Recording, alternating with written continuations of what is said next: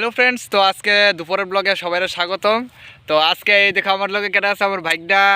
তো বাইকনারা আইসে, তো আজকে আমরা ক্ষেতের ভিতরে ওখানে আলু লাগানো হইতেছে, বুঝছেনি?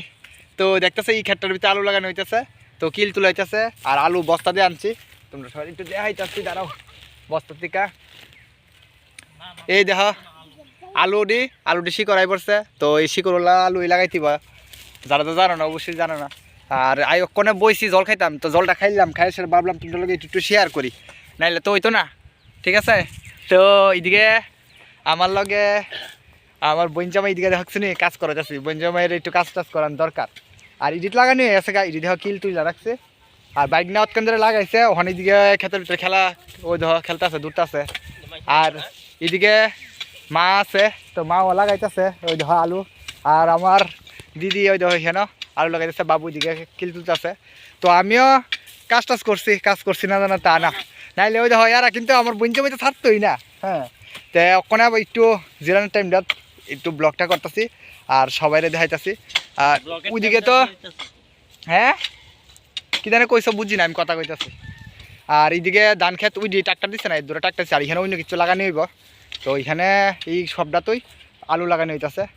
তো অবশ্যই ক্ষেতের আরও ব্লগ আইব অনেক কিছু। তো সবাই একটু একটু কাজ করে করে জিরাইতেছে, বুঝছনি?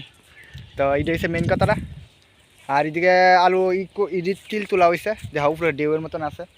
আর ইডির ভিতরে আলু লাগাইছে, এই দেখো লাইন করে লাগাই রাখছে। আর ইডির ভিতরে ওখানে আবার কোদাল দিয়ে আসে, এটা টাইম না খিল তুলতেইব, খিল মানে একটা উপরে মাটি দিতেইব, দিয়ে একটু উঁচা করে দিতেইব।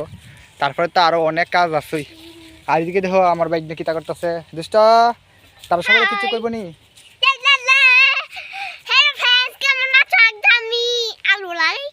কিছু করি না, ঠিক আছে, আজকে আলু লাগা আর কিছু করো না।